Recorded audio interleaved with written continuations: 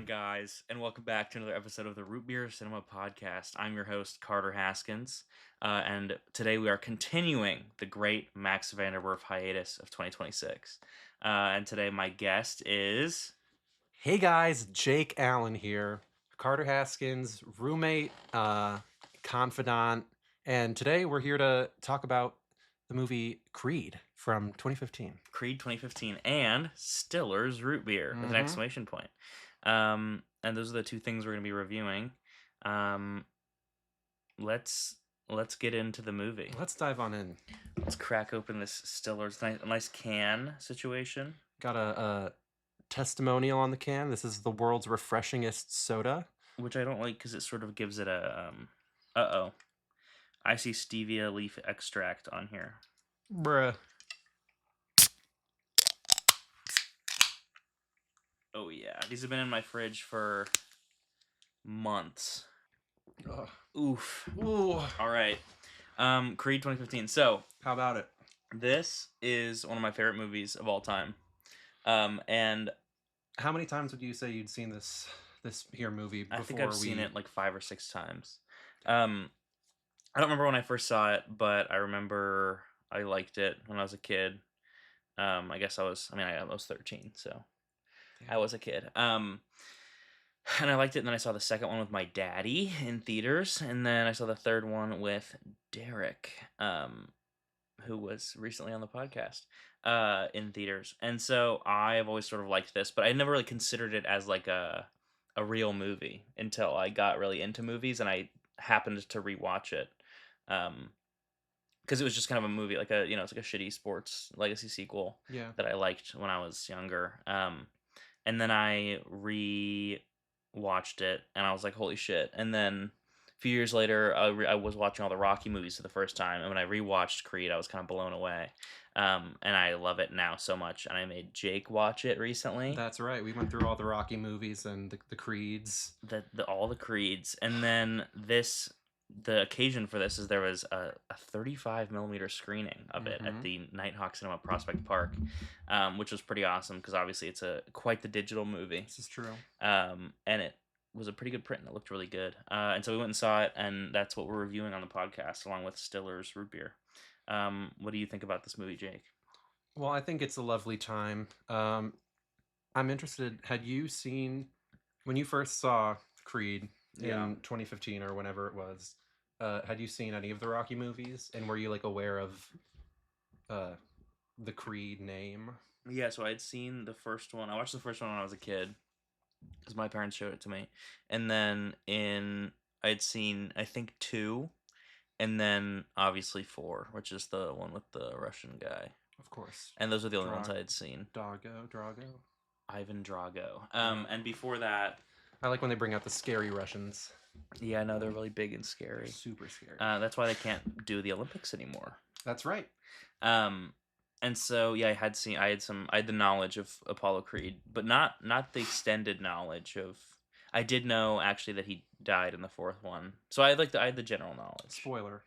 Yeah, spoilers for all of the Rocky and Creed movies in this episode, guys. I think it's great. I watched it for the first time earlier this year with you when we, like you said, when we were going through the whole franchise. But we were talking about it outside of Nighthawk the other night. And I started thinking about it as like how I would feel about it as a standalone movie. And that's what I think makes it so special, is that it is incredibly competent as a standalone. Yeah. And then you think about it through the lens of a legacy, and it just makes sequel, it better. remake, and it just makes it all. It's so powerful. Like all the really good moments with we'll be talking about moments later, but all the like references to like when Donnie first pulls up to Adrian's and he's like after Mickey died, like Apollo took care, like trained you, like whatever, he did that whole thing, references all the stuff from like the 4th and 5th movie. It's like or the 3rd and 4th movies. Yeah, there's a lot of good fan service nerd bait in there. Yeah, but also if you haven't seen them, like it wouldn't matter. Like you would just kind of look over that line and it wouldn't change it's a really good standalone movie, and you can kind of just show it to people. but obviously having the knowledge of the Rocky movies helps. But yeah, no, it's so I have so much to say. I just love this movie so much. It's so good. It's so I think it Yeah, has I know I it's think it's it one of has your grails. it has a lot of kinetic energy. What do you go I on? think that it just moves really efficiently and is extremely well paced. Like it's an hour and 13-minute movie, 2 hour and 13-minute movie. Uh-huh. And it sort of just flies by, and it's so fun, Yeah. and it's so engaging, and it does not feel like most movies, especially legacy sequels that are over 2 hours, feel it, and Very also are much quite so. like grating. I feel like, and do a lot of annoying fan service stuff. And it's I didn't feel that on this one. It's pretty And I mean, it does like check all the boxes as far as making, a legacy sequel, remake, what have you, of like uh, all the sort of like key conventions of the Rocky movies that they like really exhaust out in, over 5-6 movies. It like really revitalizes those and adapts it to for the times. 21st Like it's very century. much a 2015 ass movie. Yeah. I love all the Nike and the HBO HBO Sports. the HBO Sports graphics. Those are good. It's great. Yeah, I know. really It is hits great. all the training montages are really good. Yeah. And let's Of talk course. about the goddamn cinematography, okay? This is shot by, I don't know how to say her name, but it's Maurice Alberti. She's a French cinematographer. she's incredible. She did Velvet Goldmine, okay? No kidding. She did The Wrestler, and then she did this, and sort of what happened after this is I'm sure that Shyamalan watched this and was like, "Oh, it's a Philadelphia movie shot, and it looks really good." And then he had her shoot The Visit, which is It's so it crazy looks to very me. good. It's crazy to me that this came out before The Visit. Yeah, Because in my mind, I mean, I saw The Visit when it came out, and I felt like a little baby. yeah. Probably like 12. Well, no, you were like 15, I was 14 probably or 15 or something. No, but this movie just looks incredible. I was saying this I was talking to my friend Desmond after the movie. Right. And I feel like I have a lot of thoughts and feelings about Ryan Coogler. Okay. I think this is his only good movie, his only serviceable movie. And I was saying that I feel like, because obviously there's a few oneers in Sinners that I feel like are really Baby, there's more than a few. I know, and they're all really horrible and played out and lame and like don't have any sort of resonance and don't mean anything at all. And it's really kind of except you can argue that like the one in the middle with like the music, like that was kind of like the point of that one shot is that Which one? the music one where they're The all only one playing I the can music. remember. Oh yeah, there's. That's like that, like sort of the point of that shot is that. So it's like okay, whatever. But like every single other one is like the one they're where nothing. We're following the guy back and forth between like the storefronts. Yeah, and it's like that. Nothing necessitates that. Like you're just you're like, oh, I'm using a ultra panavision camera. It's really stupid. And so I was thinking about that, and all of the oneers in this movie I think make sense and are sort of thematic. Like they like there's a reason for them.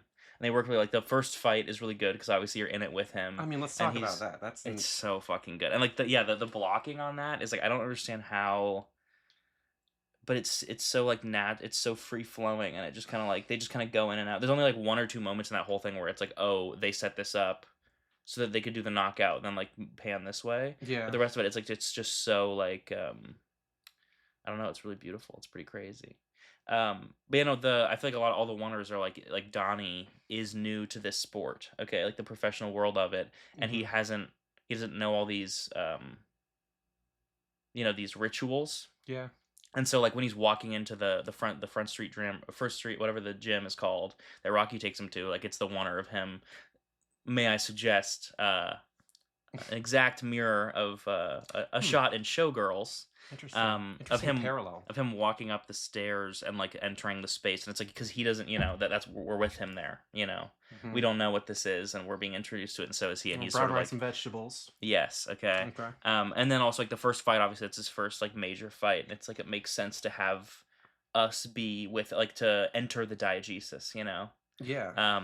Whereas in Sinners, it's like, what if I did a long shot, didn't cut? Like, Yeah. okay.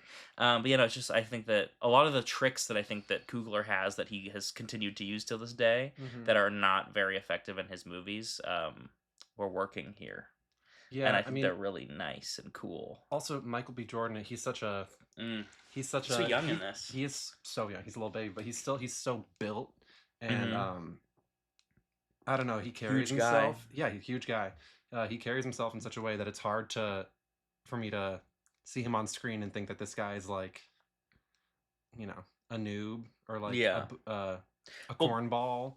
yeah. Um, but there are moments where he really lets it out, like when he's when we first see him in the ring. I don't know what gym he's at, and he's like, here, like, I'll bet Oh my yeah. The Mercedes or Delphi my, gym. yeah, he's like, I'll bet my Mustang for anyone who can get like a headshot on me, and I'm not gonna wear any gear. And you kind of like, you do want him to get like hit in the face a little bit, Because yes, he's a little like you want him to dickhead. get taken down a peg. And then he Or then does. when he right before his first fight, uh when he just starts like freaking out and needs to get his gloves cut off so he can go Yeah. like take a shit. Yeah. Um, Yeah, it's fire. He's all the performances in this movie are so good. yeah, also all the relationships are handled really well and Oh feel really yeah. true.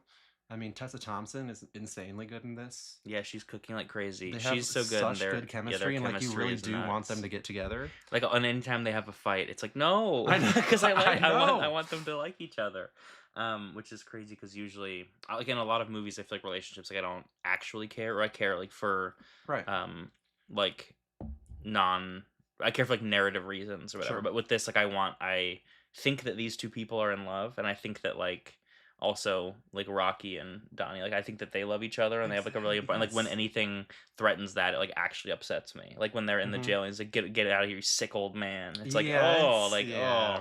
like I get, he's angry and stuff, and it's like, but like no, that's your dad, low key. That is low key your fam. And so, also the relationship. So the performances, Sylvester Stallone is so fucking Oh good in this. gosh, his unk uniform, I know, and walking with like he's got like a flannel, a hoodie, and a jacket, and and the bowler hat. the bowler hat, walking down the street like it's Yeah, he's so uh cute and homely in this movie. he's so good at playing Rocky too. He just kind of gets right back into like all of his little quips and his like little jokes he has, and like the way he Yeah, yeah. carries himself is it's so lived in, and he kind of just like snaps back. It's been like I mean, even the it had been scene. like 11 years or something since he had done this, or Oh yeah, when did Rocky a little Balboa less. come out? I think 2006, something like that, Huh.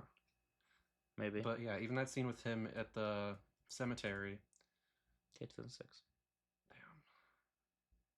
It's just Oh, yeah, we was he's talking talking to. to Paulie and Adrian. Yeah, he's so good, and yeah, his relationship with Adonis is really what carries this movie. Mm-hmm. I love all his pep talks and the way that if I fight, you fight type Oh stuff. gosh, Like and it is it's so so like good. uh it's so manipulative or whatever, but I'm just a sucker for it. Like it Yeah, no, just it's really works. good. I was the first time I saw this movie with you, I was more struck by how authentic and compelling his relationship, Michael B. Jordan's relationship with Tessa Thompson is. I was really surprised by that storyline, especially comparing it to, Rocky and Adrian. Hmm. But this time around, this movie was making me really emotional. Yeah, Probably got something to do with us being in a the theater. giant dark room with a massive screen. Yeah, But all the Rocky Donnie stuff was really like tugging at my heartstrings, yeah. making me tear up.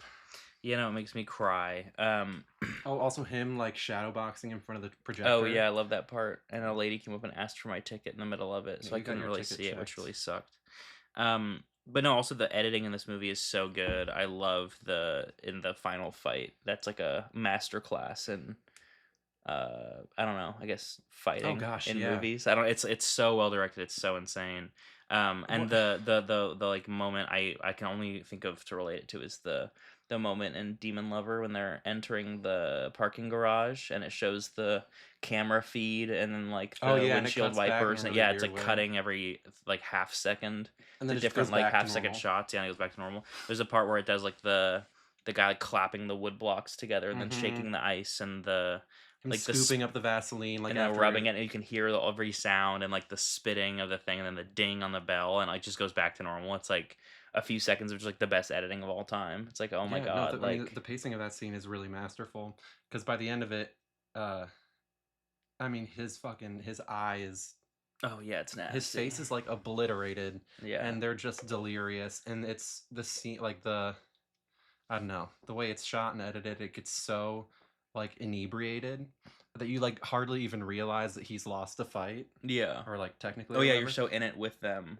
and then the movie just, like, stops caring that he lost, like, there's no Yeah, because it doesn't matter. doesn't matter. All you care is Because he that Tessa proved Thompson's getting himself. up there and giving him a kiss and that he's hanging out with. He was up there with his family. It is a really cozy movie. Like, Yeah, it's a really cozy Philly that they it is. Yeah, give it's a us. really nice vibe. Yeah, no, it's I'm just sitting on the like, couch eating ice cream. oh yeah, I love the cut to Like the yeah, after the 6 fight. tubs of ice cream. And he's like, he's old, he won't wake up. And then they Mhm. fuck on the couch. He old. Yeah, it's just like I love all of these people and I love their relationships and it's just a shame what happened to Ryan Coogler. Oh, the Black Panther and all. Yeah, I haven't bones seen and those all. movies, so No, I I'm can't kidding. speak to that. You haven't seen Black Panther? No. Your life is better than mine, buddy. I have seen Sinners though. And so you're a little bit tapped into how bad he is comment. now. No No comment. no comment. Yeah, it's just like I wish that it sucks because I think Fruitvale Station is like not very good, but it's like, it's a fine debut. And then this is like one of my favorite movies of all time. I think it's one of the greatest American films ever. Don't hurt me. Excuse me. Said I had a Stiller's burp there. Yeah, it's doing work, as Max would say. Oh yeah. And so, and then I was like, oh, I wonder what he's gonna do next. And then it was unfortunately Black Panther, which is obviously very worthless. And then I was like, okay, maybe one for them, one for me, maybe. Sure. And the one for him was Black Panther 2. And so not really. So 2 for them, 1 for me. And I was like, okay, what's next? And then I heard he had an original picture coming out, and I was excited. Went and saw it. Pretty bad movie, Sinners is. Which I can talk about on another podcast if everyone wants to hear, because I'm sure I'm going to get in trouble for this. No, I guess not. No. But yeah, no, I really hope that he can. What bothered me most about Sinners is that I feel like he's still stuck in MCU mode. He had a bit of like a real movie at the beginning, so. and then in the third act, he just kind of reverted back to full MCU stuff. Well, halfway through, he's got like a crazy like Childish Gambino music video. He's got a big old music video montage in there. And then yeah, towards the end he goes full blown. It's really crazy. Skybeam. There's an actual Skybeam and Mamas is it Mamas. Skybeam and Sinners is insane work, if we're being honest. Never thought I'd see the day. But yeah, it's just like I love this movie so much, and the score is really good. And oh gosh, yeah. I love all the. They have like kind of like a. They have sort of a training montage at the beginning, and you're like, oh, cool, like in Rocky. Like in Rocky. But then there's the actual training montage that happens like, midway through the second act. Yeah. And there's the crazy Meek Mill needle drop. He's running through the streets. And crazy then Meek Mill needle drop. The crazy like reworking of the Rocky theme. And then all the kids on the bikes riding past him. And then the Rocky reveal of him in the window, and he's like, "Let's go, Rock." Oh gosh, yeah. And I have to put a tear in my eye. It did put a tear in my eye. All the sentimental stuff really hit me. Yeah, and it just looks so good. I'm trying to think about what else. Like I was gonna also. Rip. Oh my god, the grip song is crazy. She's like, I like singing because it makes me feel alive. And then she goes, grip. Grip. I like it when you grip. But no, it's also like the thing is that this is like a real movie, which you don't usually get from things like this. Things like this are usually nostalgia cash grabs. And this is fortunately an actually put together picture that means something and has value outside of the IP that it's a part of. And I think it's really a great precedent that was set. I mean, obviously it hasn't been really replicated since, but I feel like there's so much heart in this, and there's so much like you could tell that Coogler wanted to tell the story. Yeah. And then he had ideas for it. And I love that it like takes what should have been something that's not very good and makes it into like um a really powerful story about two guys Mm-hmm. who love each other and have this weird relationship. Exactly. And also like it does expand on I think it sort of because very famously the way that Apollo Creed is portrayed in the Rocky movies is uh a topic of debate because he's sort of just like a very extravagant like loudmouthed black guy who's like the American dream is I did it and it's mine and like he's Is super like cocky. what's the which Rocky movie is it where they're like training together and running on the beach? I think that's the third one. I love that. I know shit. that. Well, that well, obviously it then becomes really good. But in the first two, it's like his sort of Apollo's character is kind of. I know it's contested, and people Mhm. think it's problematic, if you will. And I feel like this movie sort of takes that and really makes it into something really beautiful and more measured than maybe it was before. And it's also an extension of their relationship in the third movie. Yeah, no, I mean it where they doesn't. like they do love each other, you know.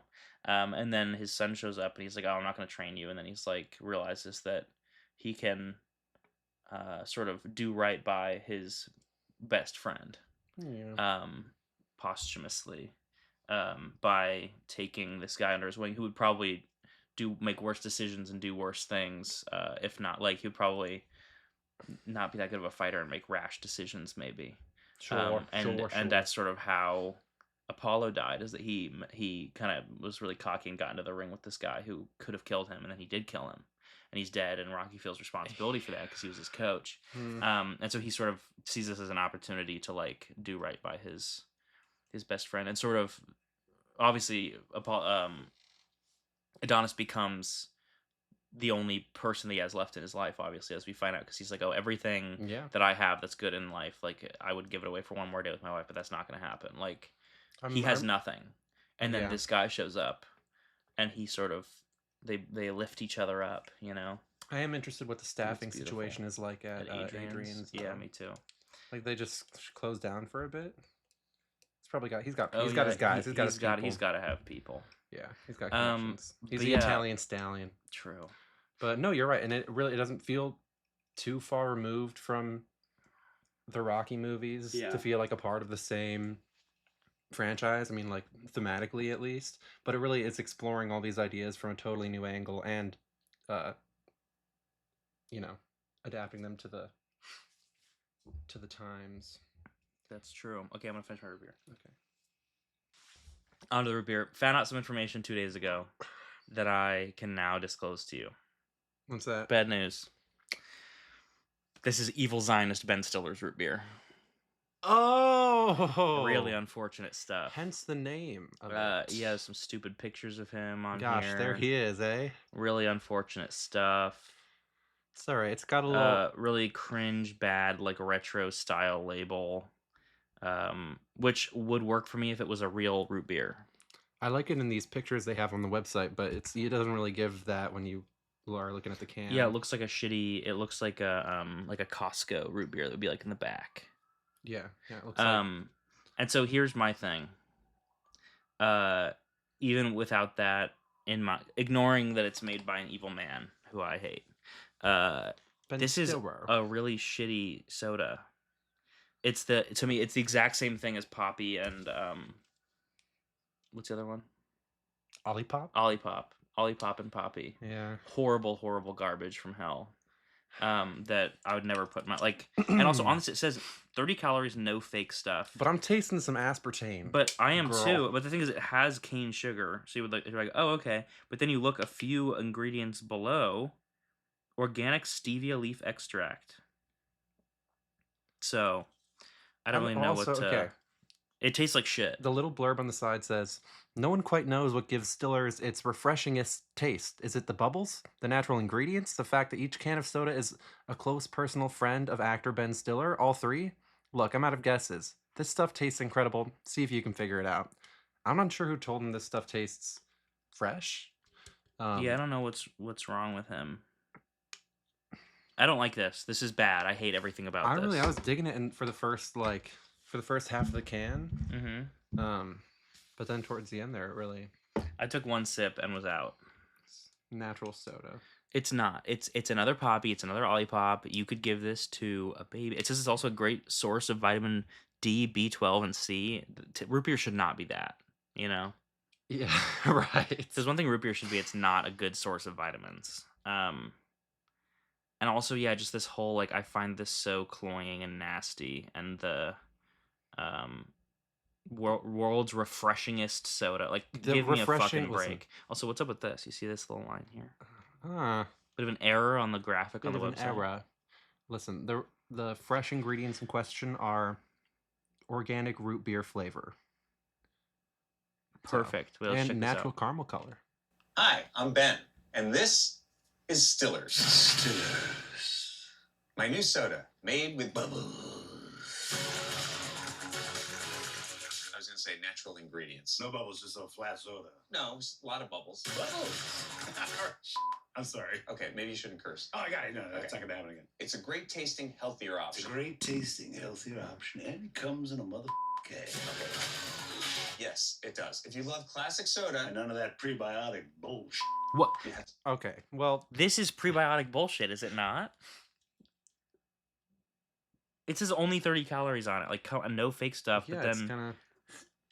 okay, well, okay, if it isn't a prebiotic soda, it sure tastes like Why one. it tastes like that? And why would I drink something that tastes like a prebiotic soda if I'm not looking to drink a prebiotic soda?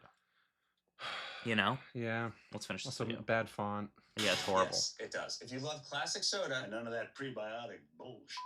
you have to stop swearing. Oh, what are you gonna tell my mom, Ben?